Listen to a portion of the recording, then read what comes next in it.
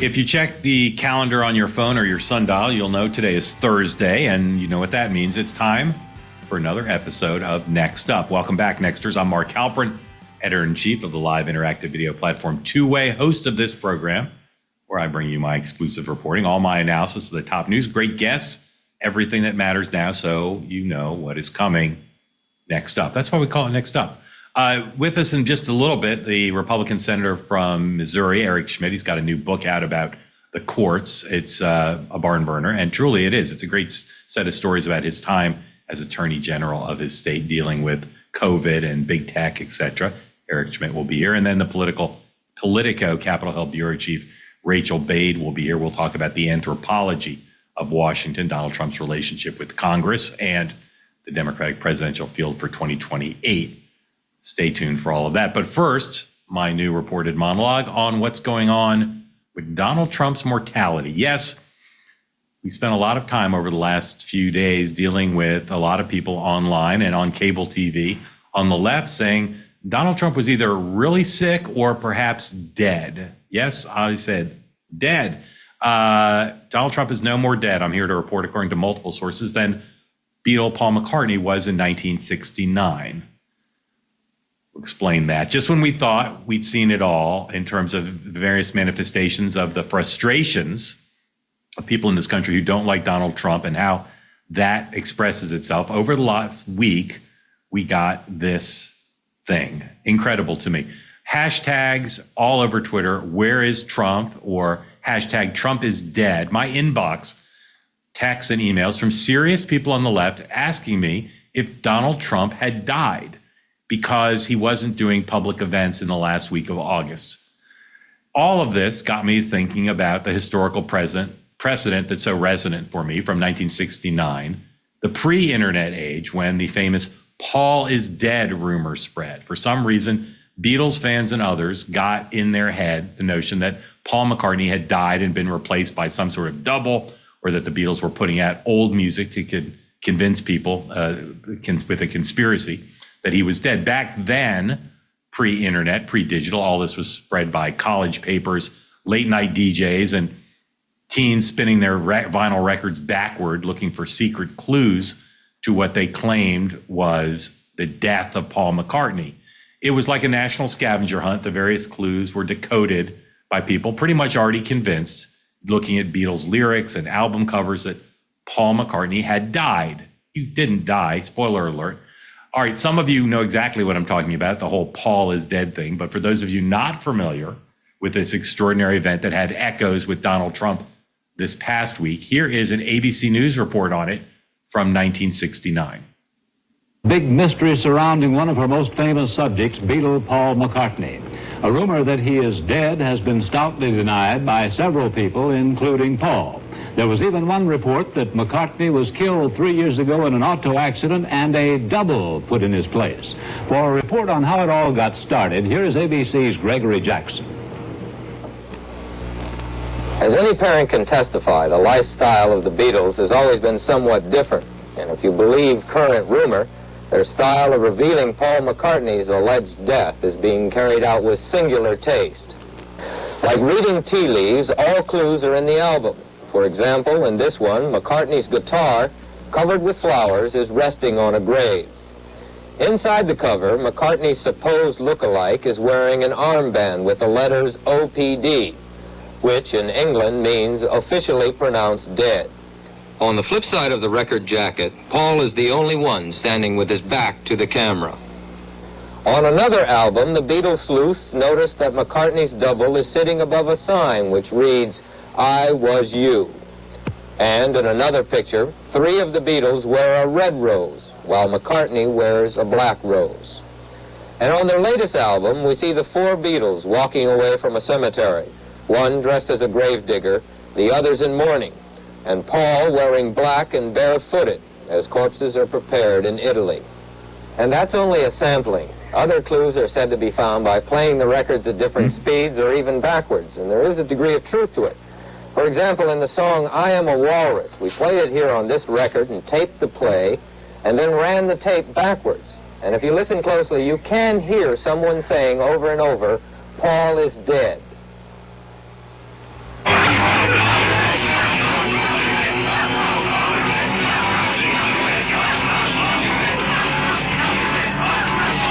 London, Paul McCartney has been vehemently denying his death. Here in New York, the city's largest record store said today that the Beatles' latest album cost about $2 more than the past albums.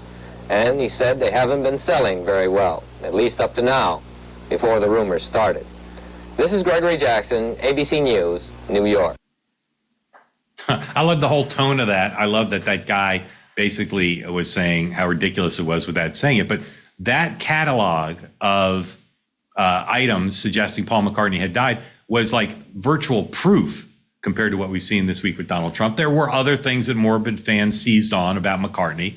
The Abbey Road album cover mentioned in that ABC report has another alleged sign that Paul was dead. The license plate on the Volkswagen Beetle in the background reads LMW 28 if, which some claim meant Paul would be 28 if he were alive. And the letters LMW were spun to mean Linda McCartney weeps. Again, all of this pre-internet. Imagine if the internet had been around then.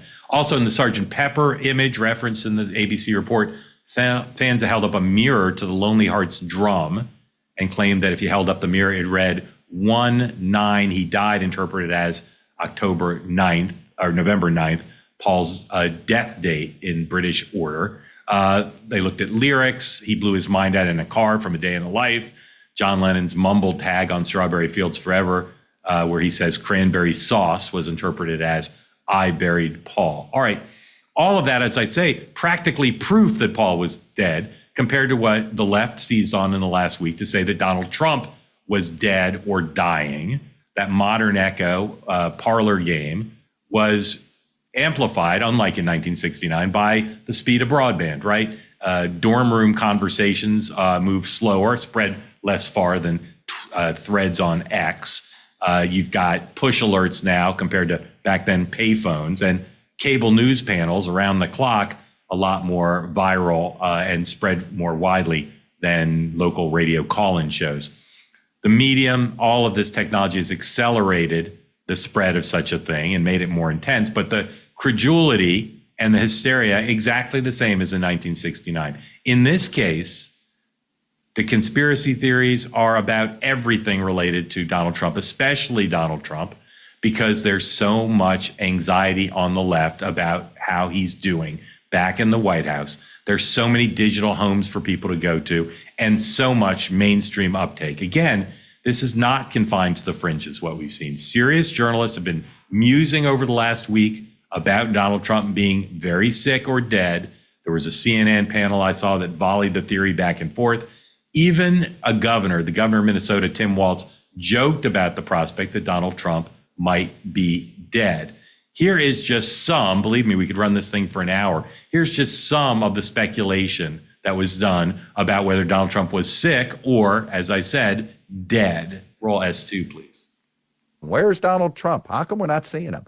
Bottom line is he's clearly got some health issues. The lack of transparency on his health, what is going on? Why are both of his hands bruised?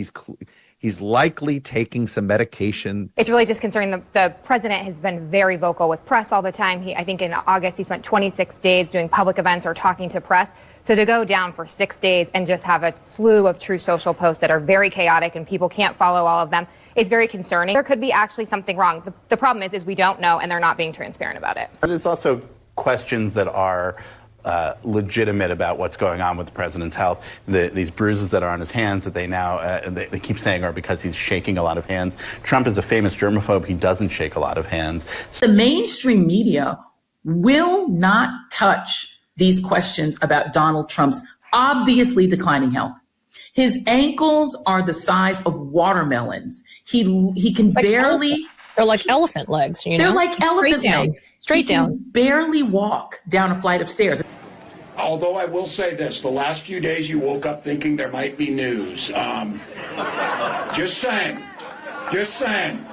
There will be news sometime. Just so you know, there will be news. Now, all this occurred over the last week of the holiday season. Ruined my time off to some extent because I was getting all these texts from people saying, is Trump dead? Is Trump on death's door? Finally, the spell was broken to a large extent when Trump, after Labor Day, came out and had a press availability in the White House. And Fox News' Peter Doocy said to the president, hey, did you know that people think you're dead? Roll S3. Something completely different, but about a big viral social media trend over the weekend. How did you find out over the weekend that you were dead? You see that? No.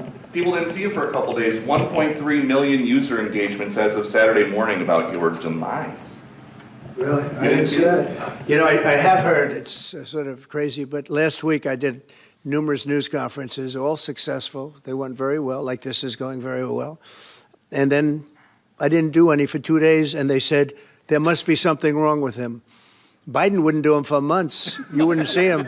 And nobody ever said there was ever anything wrong with him, and we know he wasn't in the greatest of shape. No, I heard that. I get reports. After that, this thing sort of died down. But where did it come from? Why did so many on the left, including some public people in the media, some politicians, and some serious writers, why did so many of them spend their last week of August when it was clear that Donald Trump was on social media, he was seen playing golf, he'd just done a 3-hour event with his cabinet? Why did so many of them go out and say all this? And why did so many of them text me? Well, part of it is born out of frustration. There's a new Democratic school of thought that says Trump must be fought and everything he does must be scrutinized, that it's important, like Gavin Newsom has tried to be tough, to go after him, and that what's good for the goose is good for the gander. And a lot of Democrats haven't really come to terms with something we've talked about here so many times. Joe Biden's mental decline, his cognitive decline was real, but there's still some Democrats in denial about that. And they look at Biden being forced off the ticket and his position in history redefined by the way his obvious mental decline played out as an injustice, that it showed that the right, through the media, through politicians, through social media, could hound a Democratic president with, in their view, false or exaggerated claims about mental capacity or about health and succeed politically. And so what they're saying is, here's this vacuum. Trump is not having daily public events last week of August, so let's go out there and be tough and aggressive. And I think there's some of that. But some of it is different. Some of it is based on the reality that they cannot deal with Donald Trump. They cannot deal with what is going on. Trump himself put out a fundraising appeal to take advantage of this just this morning. Says the fake news media and the radical left tried to spread lies saying your favorite president, Donald J. Trump, was dead or sick. Can you believe it? Disgraceful. Let me tell you something, I'm more alive than ever. And that's the problem for the left. They're concerned, really, that Donald Trump is, in fact, more alive than ever. For a lot of these people, again, not just a tactic, they really convinced themselves that Trump was dead. They really did. Musing about body doubles, cover-ups, trying to figure out how to piece it all together, just like they did for Paul McCartney in the 60s. It all happened, though, in the face of contradictory public evidence. Trump did that 3-hour cabinet meeting. Trump was out and about on social media. Trump went out and played golf. They still wanted to say it because they're having trouble dealing with the reality that Trump is, even taking a break a little bit for a late summer slowdown, Trump is in fact continuing to dominate our politics. Taking a week off and recharging a little bit before the fall, that's normal. That's what millions of Americans do. And of course, Trump's staff, a lot of them were off. And so there's less opportunity to be fully staffed doing events. And I will say, there are legitimate health questions about Donald Trump, right? Some he acknowledged that he had some problems with his legs. He's put out some medical information. He's older. He's got bruises on his hands, not fully explained for a lot of folks, the swollen legs, a history of being at best opaque, sometimes misleading about medical disclosures. The press, you've heard me say this before, has to be vigilant. It's warranted for any president, particularly an older one, and given the long tradition in this country of cover-ups of presidential health problems. It's not just Joe Biden. The press has to be vigilant. They cannot be like the kid in that Bruce Willis movie who saw dead people. They have to be direct and question. And this president needs to be more forthcoming about his health, no doubt. But this was an indulgence. Even after Trump reappeared and made it clear he was not only alive, but seemingly in perfectly good health for a man his age, the New York Times dismissed the rumor and made fun of it in a long piece. But they also luxuriated in the Freudian comforts that the left needs, reflecting a left that hasn't consistently figured out how to beat Donald Trump in a decade. Okay. This, what I call the obituary wish, is the opium of the perpetually outmaneuvered. Donald Trump doesn't win every time, no doubt. But this late summer delirium, the conspiracy theories aside, here's the sober fact. Trump is alive and he's politically on the march. And in most realms, not all, political opponents for Donald Trump remain at least a couple steps behind him. Now, look, he may not succeed eventually. Real questions right now about the economy, not just now, but over the next couple years and between now and the midterms. He's grappling with the lack of leverage over Putin and Xi. That's a huge issue for him. And he's taking a big risk on policy, on healthcare, all of which could lead to a really bad midterms. I'm not telling you Donald Trump is definitely going to have a successful presidency, but he is pressing the advantage. And honest Democrats I talk to say, unless the courts intervene or Congress, Republicans in Congress change their mind, Donald Trump will continue to get his way. He's getting his way on the optics of law and order. He's turned D.C. into a deterrent stage. He's using the federal forces to put down a theory that cops on the corners is better than quibbling about statistics about crime. On tariffs and trade, again, it's up to the courts, but so far, he has more effectively than I think almost anyone could imagine, except maybe Trump himself and some of his top aides. He's found a way to use the tariffs to leverage himself all sorts of ways with other countries. Now, look, prices may be going up. We see some signs of that, but it remains a potent talking point for him that Democrats can't really decide what to say about it. Immigration, you all know the facts there. Simple frame, he's controlling the border. Democrats continue to audition different adjectives to criticize him, but that's another winning issue where he's on the march. On the budget, he's engaged in brinksmanship. Not even all the Republicans are comfortable with it, but Trump is comfortable having fights over spending, and his opponents are bringing footnotes to a knife fight where Trump is determined to demonstrate control over the federal budget. On the courts, again, Trump's on the march. He's won more than he's lost at the Supreme Court.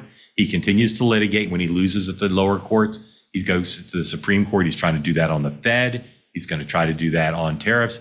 Again, Trump is on the march. And of course, on redistricting, you all know that Trump has edged out Democrats there. The maps and the numbers work to Republicans' favor. He's being aggressive. So what is all this talk about Trump being dead or sick about? It's a mass hysteria and speculation about his health and mortality that to me is really a misplaced coping mechanism of sorts. The people who are talking about this thinking by calling in the coroner, they're winning. In fact, what they're really doing is writing another scene for Trump, the showrunner of his presidency and of our political debate. Wishing him away has always been what Trump's critics do. It's their comfort food.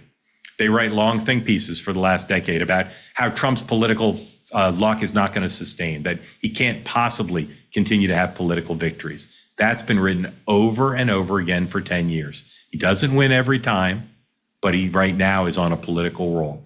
The indictments and the ballot fights to keep him off the ballot in the last election cycle, that was another way. They were trying to cope with Donald Trump by going in a different direction, by doing things that have clearly been part of a backlash. And now they're having what are in effect digital seances saying, well, Trump's going to die, and so he'll be off our hands. Politics and journalism, it's not sorcery. It's a street fight, and the rules are written in pencil. Trump himself draws outside the lines, to be sure, but he stays on the page for the most part. Meanwhile, a lot of Trump's opponents are spending time now arguing about the shape and size of the eraser. Why is this McCartney parallel so biting? Why is it so resonant for me and for so many people who I've mentioned it to? McCartney was not alive. He wasn't. He was dead. But he was in the studio, and the rumors of his death enlarged him, made him a bigger figure, a larger-than-life figure.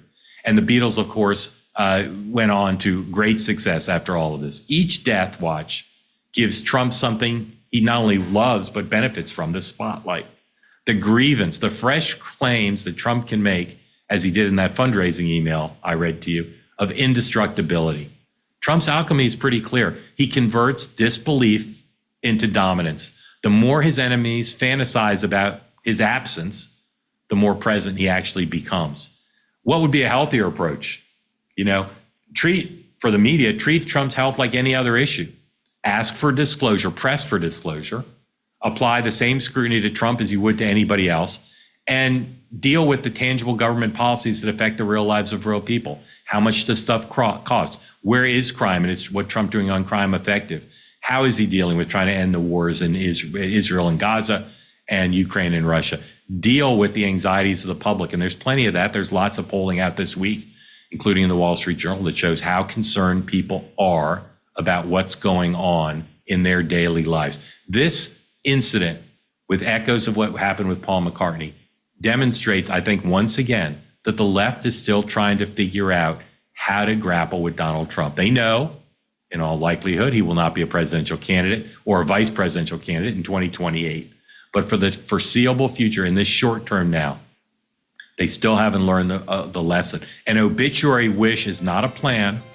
It's a lullaby. It's distraction that's keeping the left from truly grappling with what Donald Trump is doing. They want him to be dead, but like Paul McCartney, he's still alive.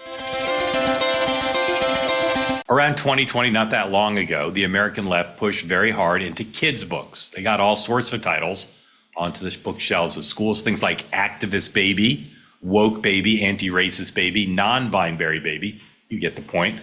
Well, our new sponsor thought if schools are doing that, they're doing the whole political kids' books thing, why shouldn't other topics, other concepts be included? So out of that came Capitalist Babies. Capitalist Baby is a fun, illustrated A to Z kids book. It's on sale now. Go to Amazon.com. Capitalist Baby, beautifully illustrated. It's a little tongue-in-cheek.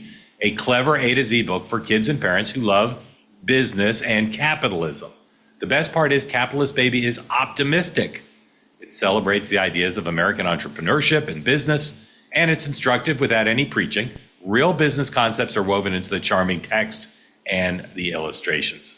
Capitalist Baby is your alternative to those leftist kids books that were so popular with some after 2020. You can buy Capitalist Baby now for yourself or your kids, grandkids. Give it as a gift. It's a delightful read that deserves a spot on your bookshelf. For the first time in human history, there's an A to Z alphabet book for people who believe in free enterprise, entrepreneurship, and commerce. Go now, buy a copy or maybe 3. Search Capitalist Baby on Amazon.com today.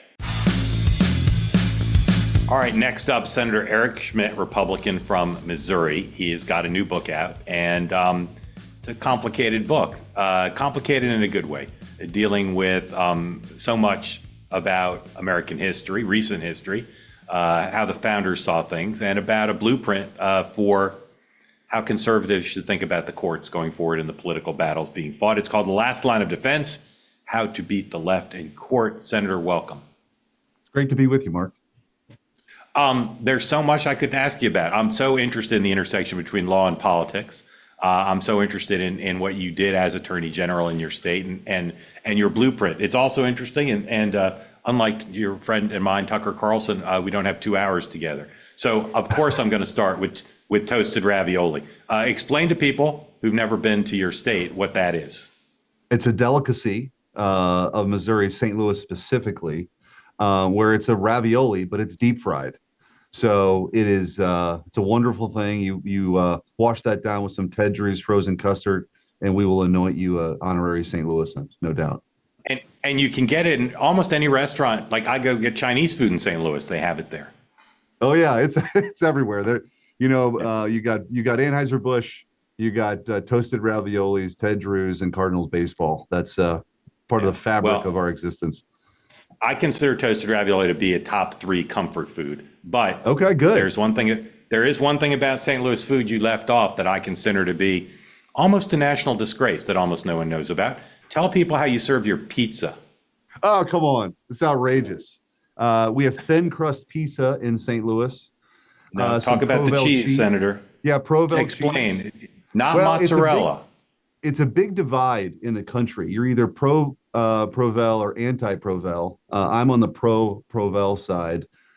It's a little different, especially when it's cold and you try to warm it up again. It looks a little bit like plastic the second go around, but it's delicious. So. Yeah. So, Senator, you've just defended your city's use of not mozzarella but Provel on pizza, and then you said when it's cold, it looks a little bit like plastic. So, again, if this show were aggressive about accountability, I would point out Just how we ridiculous. have to. What What's you the just whole said line? You have is. to, be able to hold opposing points of view at the same Yeah. time. There's something out there like that, right? Yes. Yeah. All right. All I know is when you're in DC and you're able to get pizza with mozzarella, you probably secretly prefer it. All right. That's Enough not true. about Outrageous. food. Let's outrageous. All right. Let's talk about the book. And again, I'm thinking about what to talk to you about. There's so many things I'm interested in here, and I want to start with just your basic view is as Attorney General. In your state, you had success fighting back against a bunch of stuff that the Biden administration was doing. I don't really consider the judiciary a co-equal branch. I know that's a little bit against what the founders thought, but they're unelected. They're the unelected of the three branches.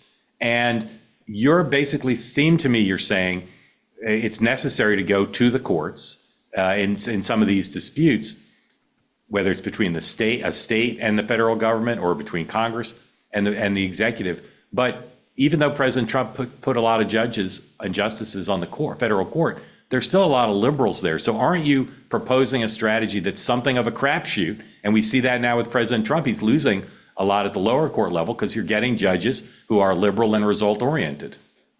Yeah, well, that's true. I think, though, that as those cases in Trump 47, as they made their way toward, to the appellate courts and then ultimately the Supreme Court, by and large, he's been successful on programming and personnel and then on immigration, which are clearly kind of Article 2 powers. So yeah. I think that, yes, you're going to have a Judge Boasberg here or there that gets their 15 minutes. But at the end of the day, by and large, he's been successful. In this book, The Last Line of Defense, How to Beat the Left in Court, sort of outlines, as you mentioned, a playbook. Because as a conservative, we cannot cede the Article 3 branch to the left. For a long time, the Supreme Court even, they viewed as kind of a super legislator, that ultimate backstop for them that was results oriented. That's changed. So you might quibble with a Supreme Court decision here or there. I know I've had, some of my issues, but by and large, it's a conservative majority that views judicial restraint seriously and wants to apply the law as it's written, not how they want it to be. And that's all I ever want from a judge. I don't want him to put a red jersey on. I certainly don't want a blue jersey on, but you want to call balls and strikes. But the battles that we were engaged in, Mark, I think were really consequential. And it's sort of a happenstance of history that I was in that moment at that time. But this was a time, and you've talked a lot about it. I think it's easy now. We're on the other side of the fever dream. There's so many things President Trump is doing well that Republicans and most of the country, or majority of the country, can celebrate. But it wasn't that long ago we had lockdowns and compulsory COVID shots and DEI struggle sessions and CRT being pushed down to our kids, and a censorship enterprise that we uncovered in the Missouri versus Biden lawsuit that was shocking. And you got to remember, when we filed that lawsuit and uncovered it through discovery, that was before Elon Musk had bought Twitter, and it was before we had all these congressional hearings. And so what we found in that discovery, which was an important strategic decision, Mark, was before we wanted the injunction, we asked the court for discovery. We were granted it. We took Fauci's deposition. We took Elvis Chan's deposition and exposed all of this stuff. And they had these secret portals. I mean, it's pretty wild, and we can't ever let that happen again. You write about two of the big stories of the left and of conservative uprising. One is COVID and the COVID policies, and the other is big tech. I want to talk about big tech. And again, the book is so rich with stories that are important, and if we had 2 hours, we still wouldn't get to all of them. So I'm being selective here. COVID, I'm a little bit less, what's the right word? I'm a little bit less upset about it, only because it was a confusing time. And even President Trump supported policies, at least back then, that today look like they were an overreach in terms of government power, because the country didn't know, the government officials didn't know. The tech stuff, though, I think is one of the biggest stories of the last 20 years. These giant, largely unregulated monopolies, which at the time leaned not just left, but hard left, and were using their extraordinary power in all sorts of ways, but in the political realm to help Democrats in a way that was impossible really to overcome. You write about your piece of it, which is an important piece, but the larger book still needs to be written. Maybe we'll collaborate on it. How did the tech companies decide, based on what you learned as Attorney General and what you know now, how did they decide that they wanted to interfere in the election to try to hurt Donald Trump? Was it the CEOs? Yeah, I think part of it. I mean, let's just take Facebook, for example. I think Zuckerberg in particular, who maybe he's saying what's expedient now, or he's been red-pilled or whatever, we'll find out. who's kind of done a mea culpa on the censorship piece. But I think in 2016, when President Trump came in office, there was this belief that somehow big tech and Facebook played a role in that. And then as you get into 2020, you had the Zuckerbucks, and it was, I think, his way of atoning for that sin that so many on the political left had ascribed to him.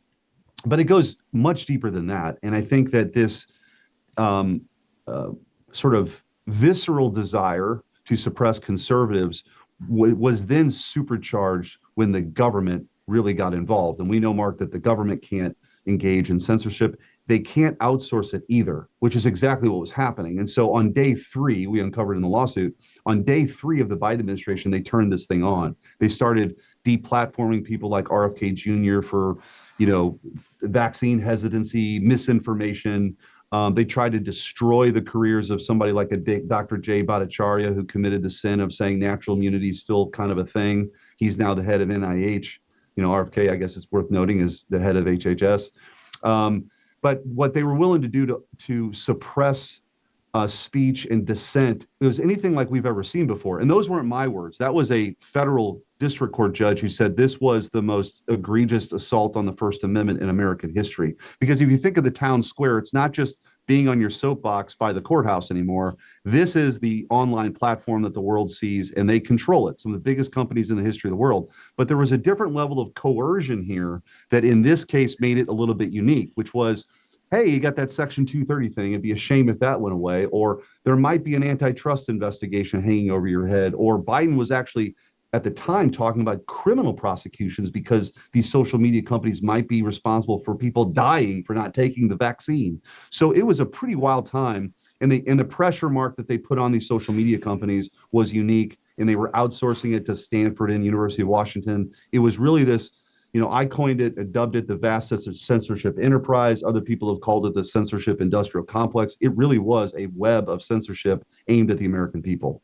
So insidious to use the power of the federal government in the context of an agenda, but also in the context of an election, to basically collude with these unprecedentedly powerful platforms. They're not necessarily the biggest in terms of valuation, but their reach and their influence on the national town squares, there's never been anything like it in human history. There has it. And let me add a little bit of color to that. And we go into it, the last line of defense, How to Beat the Left in Court. You can get it on Amazon. It's actually a New York Times bestseller, Mark, which is pretty remarkable. Congratulations. Which is Congratulations. Kind of cool. I've heard that's a great thing to have. It is, yes. But let's just add a little bit of color. Like, we took the deposition of Elvis Chan in that lawsuit. Elvis Chan was the FBI agent in charge of the Northern District of California, where the big tech companies were headquartered. He testified that in 2020, he would have monthly, then weekly meetings as they approached the election in 2020 with these big tech companies. Now, the FBI knew that the Hunter Biden laptop was real. It had been verified in 2019. But Elvis Chan was telling them to look out for a, quote, Russian hack and leak operation, end quote. Yoel Roth, who was the Twitter integrity guy in a sworn affidavit, said he specifically mentioned it was Hunter Biden's laptop. So here you have the FBI then working with these companies to tell them, hey, look out for this thing. We know it's real, but it's going to be Russian misinformation. And that's how the suppression started. One of the also interesting quirks of history, the general counsel for the FBI in 2016, when the Russia hoax came down, when President Trump first ran, was a guy by the name of James Baker. Guess who was the general counsel for Twitter in the fall of 2020? James Baker. So got to be a different guy, right? Nope, same dude. Same guy. All right. It's just sort of wild, the lengths that they went to affect the election. And this was the government. Yeah. And then they turned that machine on once Biden got in a different way. Right. So here's what's troubling to me. You mentioned Zuckerberg and whether he's red-pilled or he's gotten religion. You go through Silicon Valley, in my experience, some of them have become true believers. They basically said, we went along to get along because we were part of this liberal community. Our employees were all liberal. The boards were all liberal. But some of them, I think, are just cynical, and they don't want to be on the wrong side of the current administration. These companies still have extraordinary power. They're giving money to your party. They're, this week they're showing up at a dinner with the president on the new Rose Garden disco. But they still have this enormous power. And if Wes Moore or AOC becomes president in 2028, then what? In other words, don't we still have a problem that your branch is not, I say respectfully, smart enough to outsmart the well-paid lobbyists of these tech companies? And while they seem to be favorable towards your party now, there's no way to force them to behave in the public interest. Well, you're hitting on an important point, which is it's been exposed, it's in retreat, but it's a story as old as time. People want to aggregate, accumulate, and exercise power and silence dissent. And our republic is supposed to stand in opposition to that. But to your point, as far as the Article 1 branch goes, because of my experience with these lawsuits, and this one in particular, I've filed legislation that would do two things. One is, if, as you know, Section 230 protections were granted to these platforms in the 90s when the internet was becoming a thing. The idea was you couldn't sue a platform the same way you would sue CBS News or Time Magazine because they're publishers, they're making editorial decisions about the veracity of things. These platforms are just hosting points of view, right? Yeah. So they're protected from litigation. I fully support that if that's actually what they are, as almost a free speech absolutist. I'm good with that. However, that's not how they're behaving. So the legislation that I have would say you have to pick a team here. You're either a platform or you're a publisher, but you don't get to have it both ways. So the minute you cross the line into this kind of censorship activity, you lose Section 230 protections and you can be sued. The other thing that should be done is individuals should have a private right of action against individual government actors if they violate their First Amendment rights. That would change the dynamic for the bureaucrat that's being told to flag posts or talk to Twitter about censoring, because in the administrative state, there's very little accountability, if any at all. This would restore some of that. So you wouldn't need some AG to file a lawsuit. Tucker Carlson or Jay Bhattacharya could sue that individual government actor for damages. I think that would change the dynamic.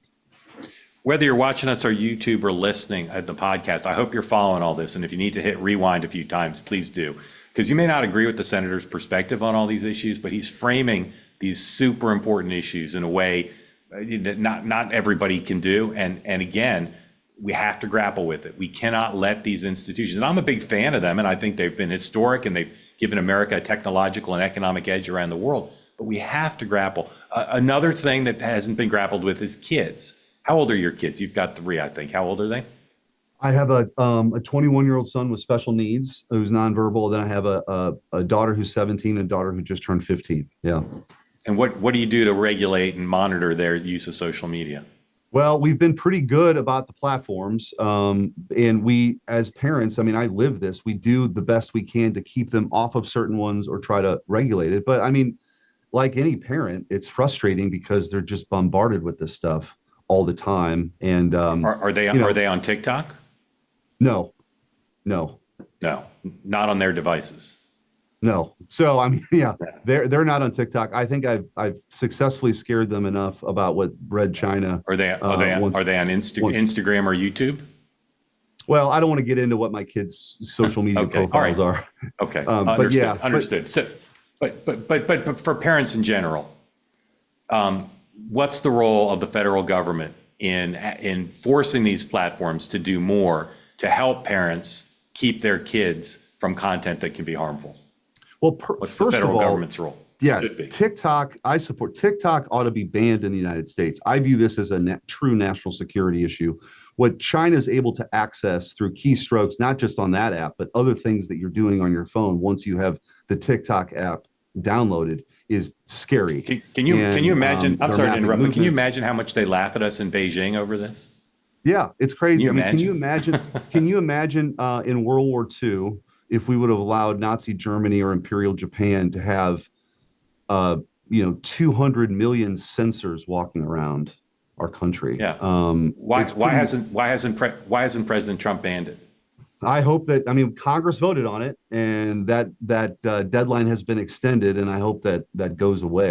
That Congress has kind of spoken on that, and again, I view it as a national security problem. Okay, but Congress did speak, and the president keeps extending the deadline. And as you know, if you talk to the president's pollster or his political advisor, say political suicide. We can't be the party that takes something kids love away from them.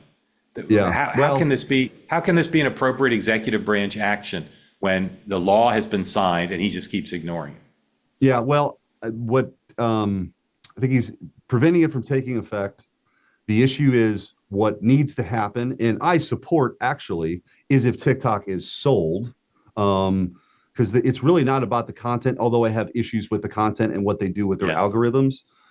It's really about who's actually hosting all of the information, who has the information. I mean, they're trying to get, DNA information on Americans to, potentially weaponize super viruses somewhere down the road. So anyway, leave TikTok aside because it's a special case for all the reasons you said. Right. Great American companies produce YouTube and Instagram. I would say if you just took the upside of those companies, economic upside, and the joy they bring to people and the interconnectedness, the amount of Frank Sinatra videos I've been able to watch on YouTube, it's very valuable. But the downside, particularly for kids, is substantial. So I say again, what should the federal government's role be in regulating those kinds of companies, and not TikTok, these American companies who produce content? Well, I've signed on the bills. I mean, I think for minors in particular, we have a wide degree of latitude, and especially under the age of 16.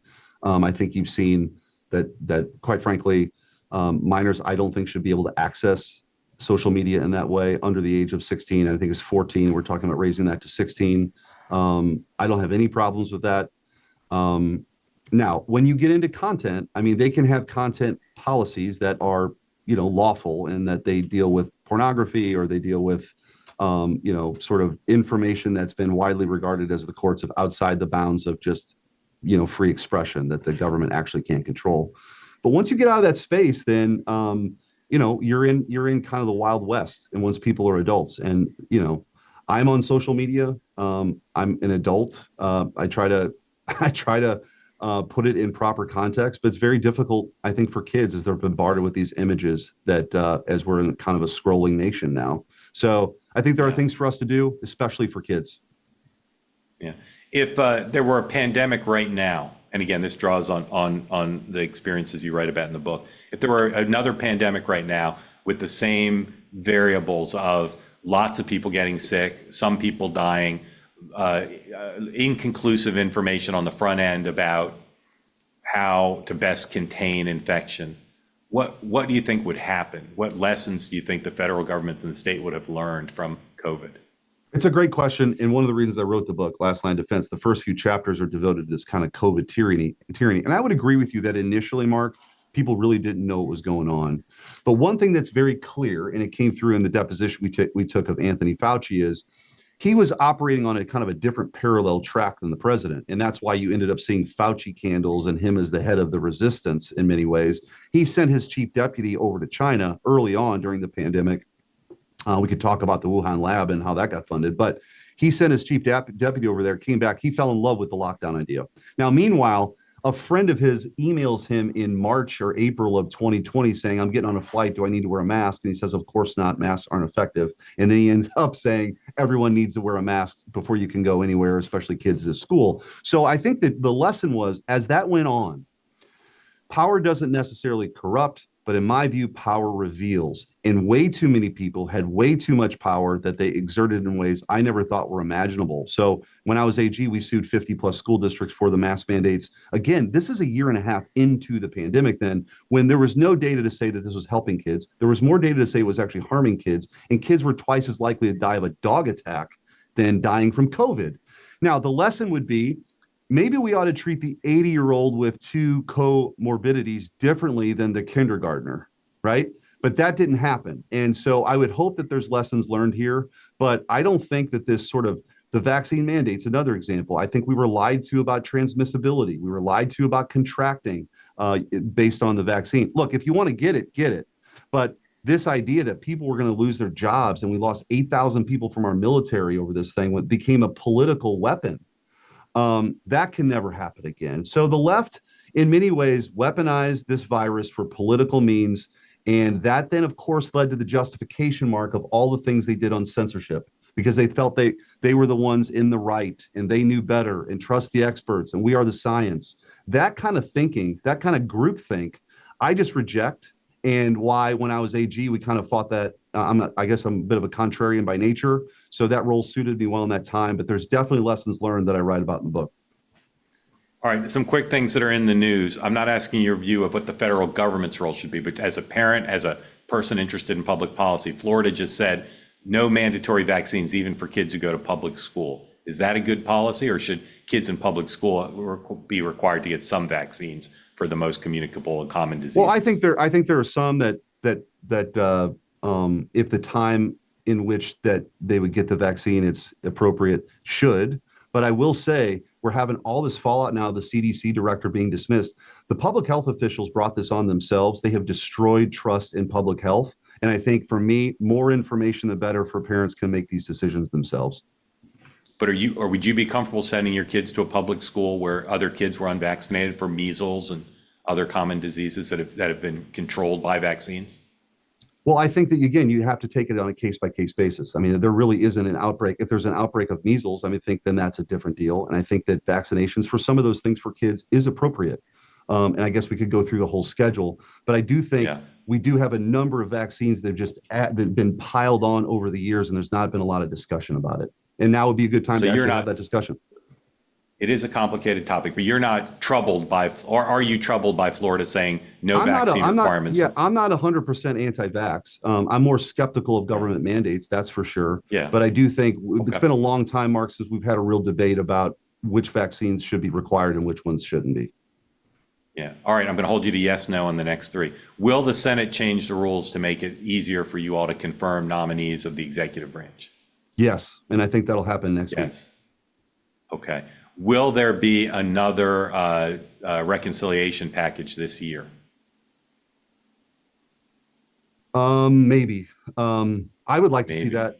I would like to see that. If you're asking me, would I do it? Yes. Would I do another rescissions package? Yes. I don't know what the will of the body will be, but we still have the ability to do that next year, even if we don't do it this year. Okay. And lastly, will the St. Louis Cardinals win the World Series?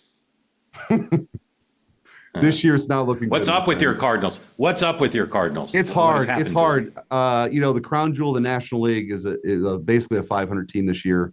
Chaim Bloom is coming in as the new GM. There's a new player development guy that's coming in. They kind of have to rebuild the farm system. This year is going to be very difficult, but you're not going to find a bigger Cardinal fan than me, but there are not blue skies over Busch Stadium right now. I'll tell you who the other big Cardinal fan I know is your former Senator McCaskill. She's a pretty big Cardinal fan, but you're saying that might be one thing we could her. find in common. That might be one thing we could talk about. Yeah. Again, tell people for this book, and again, it's a lot about. Maybe I divide into two parts. It's a history of your time as Attorney General in your state, litigating all these important cases with and against the federal government, last line of defense, and it's also, as you say, kind of a blueprint for how the right should approach dealing with an essential forum for so many of our political fights now, the courts. Tell us who should buy the book, who should read it, who are you targeting this to? Well, it's not written for lawyers, although I hope every lawyer in the country buys it. It's really not. It's really written for people who saw this madness happening and unfolding, and what were the strategies? How did we take on the student loan debt forgiveness case, and why did we win the Supreme Court? So, as you were watching all the COVID craziness of the censorship that we really uncovered initially, if you want to learn more about that and get some behind the scenes stories of what it was like to take Fauci's depot and what that, all those sorts of things were like, this book is for you. I think it's from a cultural perspective, from a legal perspective, from a political perspective, it kind of combines all those things, and people can get it on Amazon right now. I really think your viewers, your listeners will enjoy it. The only thing more amazing, perhaps, than the book itself is the people you got to blurb your book. I stopped getting blurbs for my books because my publishers said, no one really cares about blurbs. But my goodness, Vice President of the United States, a lot of your colleagues, Don Jr., did you solicit all these blurbs, or are they written by AI? How'd this happen? Bobby Kennedy? No, we did. RFK Jr. has a blurb. The president came out and said everybody should read the book. So yeah, I'm very gratified by it. I think that again, just kind of standing up and fighting back was an important thing to do in that time, and I'm very appreciative and grateful for all the support and kind words people have showered on the book. Last question, which I've asked every senator I've ever interviewed, except for Barbara Mikulski of Maryland. When you look in the mirror, do you see a future president? No, I'm good. I'm here in the Senate. I'm enjoying my time. My family is, I go back and forth to Missouri every week. So I'm happy what I'm doing right now. That's for sure. But I What will say airline this: flies from DC? Yeah, go Southwest. There's a lot of direct flights back and forth, Southwest and American. So I have by way of commutes, it's pretty easy compared to the Western states. I will say the one line you asked about that is, I was told early on when you get to the Senate, you look around for the first few months and you say, how did I get here? And then after that, you look around and say, how did these people get here? And I could probably relate to that. Yeah. It's an august group, except with some exceptions. Again, it's last line of defense, how to beat the left in court. Senator Eric Schmitt of Missouri, or as some people like to call it, Missouri. Senator, grateful to you for making time. Congratulations on the sales and the blurbs. And we'll go out for some mozzarella pizza at some point. We'd love to have Provel. That'd be great. All right, thank you. All right, next up, Political's Rachel Bade. We'll talk more about Capitol Hill. Don't go away. That is next Southwest. Up. There's a lot of direct flights back and forth, Southwest and American. So I have by way of commutes, it's pretty easy compared to the Western states. I will say the one line you asked about that is, I was told early on when you get to the Senate, you look around for the first few months and you say, how did I get here? And then after that, you look around and say, how did these people get here? And I could probably relate to that. Yeah. It's an august group, except with some exceptions. Again, it's last line of defense, how to beat the left in court. Senator Eric Schmitt of Missouri, or as some people like to call it, Missouri. Senator, grateful to you for making time. Congratulations on the sales and the blurbs. And we'll go out for some mozzarella pizza at some point. We'd love to have Provel. That'd be great. All right, thank you. All right, next up, Political's Rachel Bade. We'll talk more about Capitol Hill. Don't go away. That is next up. When inflation jumps, when you hear the national debt is over $37 trillion, do you ever think, maybe now would be a good time to buy me some gold? Whether as a hedge against inflation, peace of mind during global instability, or just for some sensible diversification of your portfolio, Birch Gold Group believes every American should own physical gold. And so they created something special. Until September 30th, if you're a first-time gold buyer, Birch Gold is offering a rebate of up to $10,000 in free metals on qualifying purchases. To claim eligibility and begin the process, request an info kit now. Just text the word NEXT to 989898. Plus, Birch Gold can help you roll an existing IRA or a 401k into an IRA in gold, and you are still eligible, even if you do that, for a rebate in the free metals of up to $10,000. Birch Gold is the only precious metals company I trust, as do their tens of thousands of customers. So text the word NEXT to 989898, claim your eligibility, and get your free info kit. Again, text the word NEXT to 989898. Next up, Rachel Bade. She's the Capitol Hill bureau chief for Politico, one of about a half dozen reporters who I read every word they write, because Rachel's stories are always interesting, important, and tell me stuff I don't know. Can't say that about everybody whose work is out there. She's got some of the best sources all over Washington. She's been a specialist in Congress, but her sources and information range far beyond that. So next up, joining us now, Rachel Bade. Rachel, welcome in. Hey there, Mark. Thanks for having me back. Do you have a favorite joke? A favorite joke? Yeah. Do you have a favorite joke? My husband told me one this morning. Why did the golfer take two pairs of pants? And I actually got it. Do you know the answer? Because he got a hole in one. That's easy, right? Yeah, it's pretty easy. So here's my favorite joke, and I use it all the time, and it's a list of three, but the third one's always different. So here you go. Do you know what the three most complicated relationships are in the human race? I've heard you say this. The last one is a mother-daughter relationship. The second one is... It's landlord-tenant, mother-daughter, and then for today's purposes, it's Donald Trump's relationship with congressional Republicans. That's what we'll start with, because it's so complicated and it's so interesting. And one of the things that you're so great at is kind of the anthropology of some of this stuff. So what's the current state? And if it's different between House and Senate, please differentiate. What's the current state of President Trump's relationship with his flock in the Senate and his flock in the House? How would you characterize how things are between them now? You know, I got to say, I had expected by this time in Trump's second term that his relationship with Hill Republicans would start to fray. I mean, obviously, when he won re-election, there was this sort of gust of goodwill. We knew that he was more powerful when he came back than he was when he left. and Republicans were sort of folding left and right to do his bidding. You would think after a few months, that sort of sheen would wear off. One of the things that has just been most surprising is just how much it really hasn't. I mean, take a look, for example, at what's going on right now with this discharge petition, with the Epstein situation. I mean, Thomas Massie, who is one of the few Republicans on the Hill who has a really terrible relationship with Donald Trump. They hate each other. They go after each other often. Massie, obviously more of a libertarian who sort of relishes his role as a troublemaker in the party. He's been trying to get the votes for this discharge petition to force the release of the Epstein documents. And he's only 2 Republicans away from getting the votes. And I'm not saying he won't, but the fact that he hasn't already, when this has been in the news now for how long, we've had, survivors come forward just yesterday telling their stories and sort of begging lawmakers to sign on to this. And yet you have a lot of Republicans who just a couple of weeks ago were saying, of course, we need to release the Epstein files. They haven't done it. And the reason they haven't sort of signed on is because of Trump himself. The White House sort of reaching out, asking them not to do this, perhaps paying lip service to this notion that they want transparency as well, which you can question, of course. But the fact that they're not there yet with the numbers and quickly they're lickety split is a surprise to me. I wouldn't think that by now. And this is especially, interesting given what we've seen the president do recently that totally goes against GOP orthodoxy. Think about, the chip manufacturer, was it Intel, right? The 10%, government will have 10% of a private corporation. They're going to nationalize part of it. This goes against Republican orthodoxy in every way, and yet you don't hear a peep about it. Yeah.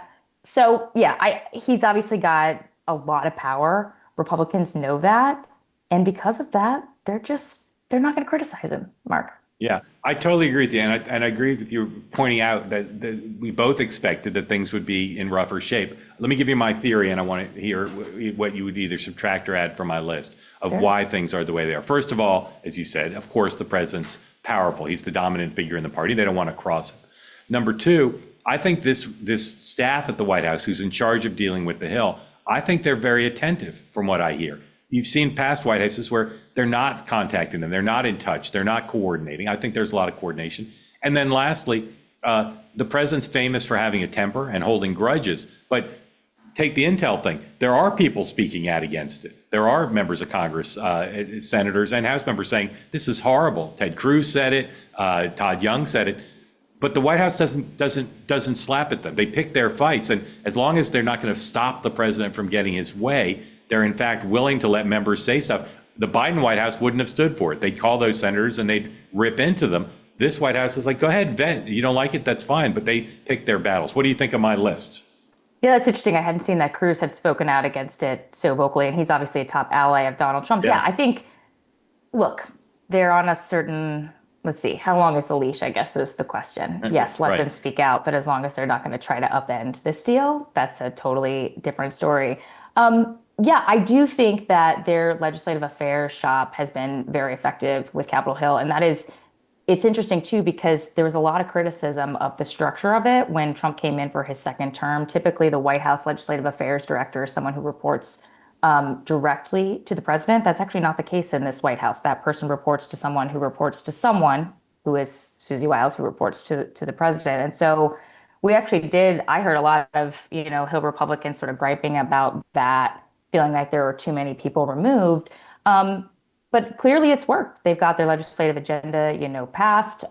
Nobody's a huge threat up there on Capitol Hill. And it obviously helps that Trump himself just picks up the phone and calls these members. I mean, late at night between like 10 p.m. and 1 a.m., he's talking to lawmakers all the time. He has, people in different factions that he goes to sort of get a sense of, where are the moderates? Where are the more sort of libertarian-esque type Republicans? He's close with Johnson and Thune, obviously. So he's kind of like a reporter in that regard. He's like constantly sniffing out information and just phoning people. Yeah, President Obama once famously said, I'm a better speechwriter than my speechwriter, and I'm a better fundraiser than my fundraiser. very Obama-esque comment, but it had a lot of truth to it. Donald Trump is the head of legislative affairs. As you said, he's doing his own consultations, he's doing his own coordination. And the same thing with messaging. You know, when they have all these meetings this week where Caroline Leavitt and James Blair and Tony Fabrizio were talking to House members and their teams about how to message the big reconciliation package. And I sort of laugh at that because sure, they're moving the ball down the field, but in the end, the president's going to message this, and they're all going to be singing from whatever hymnal he's singing from. Yeah, I think that's right. And obviously their recommendation in this meeting was like, don't call it a big, beautiful bill anymore, which was, everybody called it that because that's what the president called it. And now he's saying, let's call it the Working Families Tax Cut and Jobs Act. And that's what people are going to start calling it. So. Yeah, we talk all the time about Lisa Murkowski in the Senate and Susan Collins in the Senate and Mitch McConnell, maybe Tom Tillis, those four. Are there other Republican senators, just focused on the Senate fight for a second, who are restive now, who you think may decide in the end of this year or beginning of next year before the midterms, whether they're up for re-election or not, to put more distance between themselves and the president, or is it still just that small group? It's a good question. One person we're watching closely, especially this week with all the drama over at the CDC and with RFK, is Cassidy, Senator Cassidy from Louisiana. He's up for re-election. He's somebody who voted to impeach the president the second time around after January 6th. So naturally, Donald Trump does not like him a lot. And Republicans are obviously big fans of his. They want, in the Senate, they want him to run for re-election again. And they've been sort of playing this intermediator role where they're trying to get President Trump not to endorse someone else against him in a primary. And if they can just get Trump to be quiet and say nothing, because of course the president's not going to endorse someone who voted to impeach him, if they can just get him to stay quiet, they think Cassidy will be fine. Cassidy, though, just watching him and knowing him and his background, there's a lot of things happening in the administration that he doesn't like. And right now you can see him sort of very gently issuing some criticism here and there, but you know he's not going full bore. Does that change if he decides not to run for re-election? I would not be surprised. I mean, if you just look at the actions of Tom Tillis, who after he decided, you know what, screw it, I'm not running again, I don't want to deal with this pressure from President Trump, he's become, you know, a pretty vocal critic himself. So Cassidy's somebody else I would keep an eye on. As far as we know, he wants to run again, and he's hoping to sort of smooth things over with the president, even if it just means, you know, getting him to say nothing. But again, that calculus could change. And once members decide they're not running again, you know, obviously the muzzle comes off and they start to speak more candidly. Yeah, he does seem like he wants to run again to me, and from his public statements, and therefore, you know, as you say, his conduct could be different. One more about the Republicans, and I want to ask you about the Democrats. John Thune, I covered him when he first ran for the Senate, and I have a decent sense of his personality. You know him better.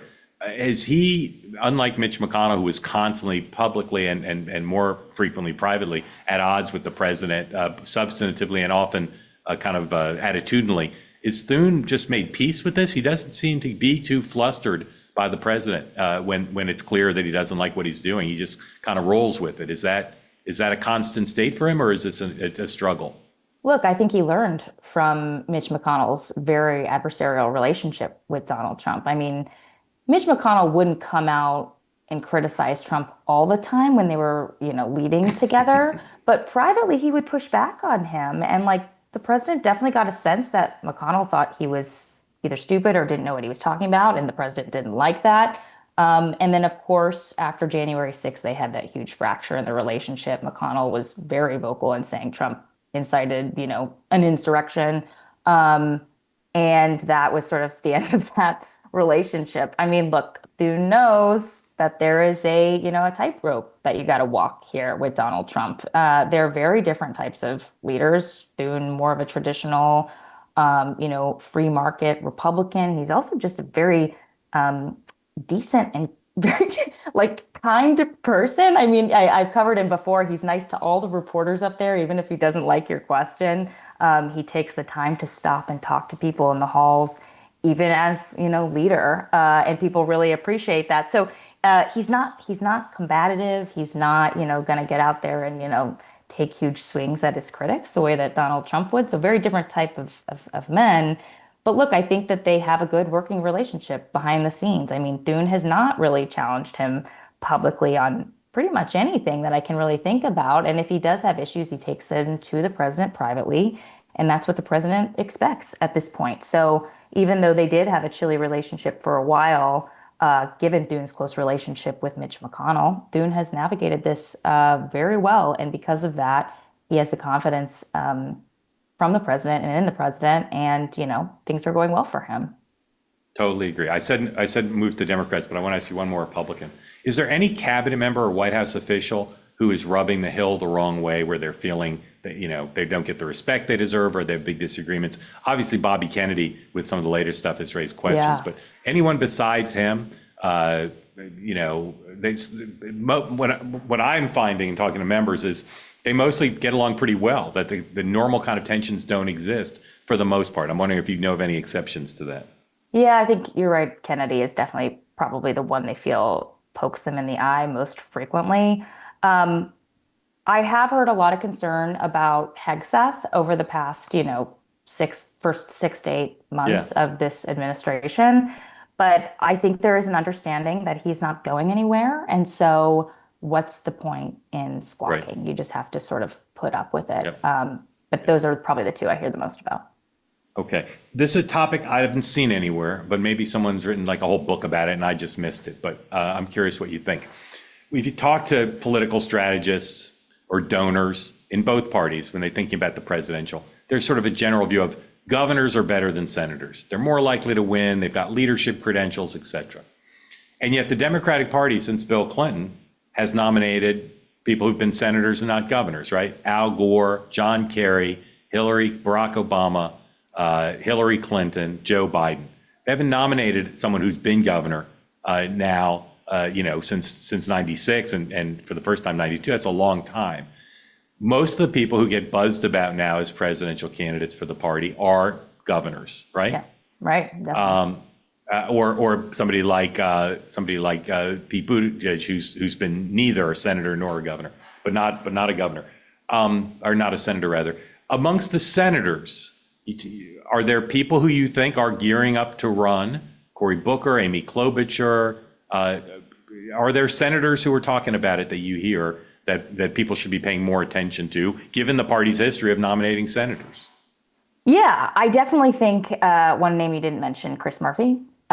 He seems to be stepping into the spotlight in a new sort of more antagonistic way against Donald Trump that we have seen in the past. Not to say he was ever a Trump supporter, obviously he's not. But I feel like he has been leaning in more than I've seen him lean in the past and seems to be putting himself out there and building a profile in that regard. So I would watch Chris Murphy of Connecticut. Klobuchar, yes, of course. I mean, ran before. A lot of people think she will run again. I mean, my question on that is like, what's the difference between then and now? Like if you were not successful back when, what makes you think the environment is different now that sort of people are going to be buying what you're selling more? Mm-hmm. All right. Well, let me follow up on this too. Start with Klobuchar. She and Pete Buttigieg did something I don't believe has ever happened in the modern era. They got out of the race when they had money in the bank, and they still had a chance to win. And I believe they got out in a story, I've said this before, never really been told, that Barack Obama said, if you guys don't get out, Bernie Sanders will be the nominee. You need to get out. So I don't know that she necessarily failed. She had some success. And a lot of times people learn. Most campaigns, as you know, they end because there's no money. She had money. She wasn't broke. She just didn't have an obvious path that wouldn't get Bernie Sanders the nomination. So I'm surprised there's not more talk about her. Chris Murphy, and again, I got nothing against the guy. For all I know, he'll be the next president. I don't get the focus on him. I get that he's willing to be on TV a lot. He should have his own MSNBC show, given how often he's on. He's on Twitter and online quite a bit too. Yeah. Mm-hmm. But what are the strengths of a Chris Murphy for president campaign, except that he seems interested in it? Like, can he raise a lot of money? Nobody knows who he is. They're good questions. Does he have any distinctive ideas about what he'd do as president? Does he have anything on his resume that suggests he could be commander in chief? Again, I got nothing against the guy. I'm not faulting you for raising him, because you're right. He's talked about as much as any other senator at this point. But what are the strengths of Murphy for president that I'm missing? Well, I will just say, you mentioned at the top of this question that the most the folks that people are talking about more are governors, and I think there's a good reason for that. The strongest candidates that we're seeing so far, potential candidates, I agree with you, are totally 100% governors. But in terms of what Senate Democrats are whispering about, he's certainly a name that comes up. You mentioned Booker too. Clearly, he's looking at this too. Senator Booker, he has been sort of leading the charge, trying to put up some sort of resistance to Donald Trump, at a time when the base is like, fight, fight, fight. You need to do something. Booker was, the one who took to the floor and talked for, I can't even remember how many hours it was. It was a really long time, some sort of like filibuster where he, was out there talking about, standing up to Donald Trump. He's done a sit-in in front of the Capitol, maybe 24 hours. I can't remember how long that one was either. With Hakeem Jeffries, another sort of form of protest. And he did get praise from that. And they certainly raised his profile. But again, when you're putting him up against, someone like, Whitmer, if she were to run, or Newsom, or Wes Moore, it's hard for me to see sort of any of these senators sort of breaking through in a way that some of these governors are breaking through right now. Yeah, I'd say about Booker what you suggested about Klobuchar, which is, I really don't know why he'd think he'd be any better than he was the first time when he didn't have very much success at all. Yeah. Yep. Don't disagree with you on that. Klobuchar, you mentioned she had money. Could it just be she was trying to raise her profile in the moment and then they're going to run for real another time? So I don't know. Yeah. Yeah. Most people in my experience, when they run for real. They don't run for practice, but certainly, I don't know if she left the race. You've been saying on your shows that Gavin might run, but then get out very quickly, right? So maybe that. Well, not because he's toying with it. I just think the scrutiny is going to be more than he wants to deal with. Maybe I'll be wrong, but that's what I keep thinking. Last question is, DC and obviously the Trump administration has been caught up in all this crime stuff. There is this thing about whenever there's a new president, even though this is an odd new president because he's president, about the culture of Washington. People going to restaurants. There's some new clubs. There's some new restaurants that are popular. Is Washington fun now for the political class, the journalists, the people in the administration? Is it a fun place or not? Wait, are you asking, is it fun now because the National Guard is here, like changing things? No, I'm saying separate.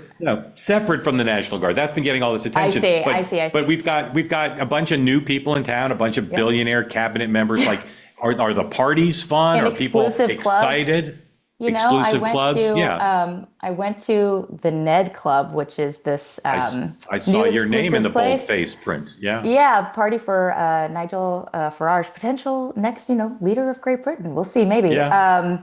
But it was beautiful. And I have to say, a lot of people from the admin came everywhere. I turned, I was like, oh my God, I want to talk to that person, that person, that person, that person. Yeah. So yeah, there's been a couple of little like hangout places that have cropped up in town since Donald Trump returned. That's one of them. The other one is more of a MAGA wing restaurant on Capitol Hill called Butterworth, which I have also gone to as well. And you can see people there. So, it's anytime you have a rush of new people coming to town, a new administration, people are out, they want to gab. It's great for networking. It's great for sourcing. So. Yep. All right. Rachel Bade, very grateful to you. Writes for Politico and her content is available to you now. You can also follow her on social media where she's got game. And we're grateful to you for being here. Thank you, Rachel.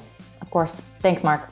That is it for today's show. We'll be back Tuesday, a brand new episode. Make sure to subscribe and download Next Up, this program, wherever you get your podcasts, and watch us on YouTube, like us there and subscribe. You'll always know what's coming next up.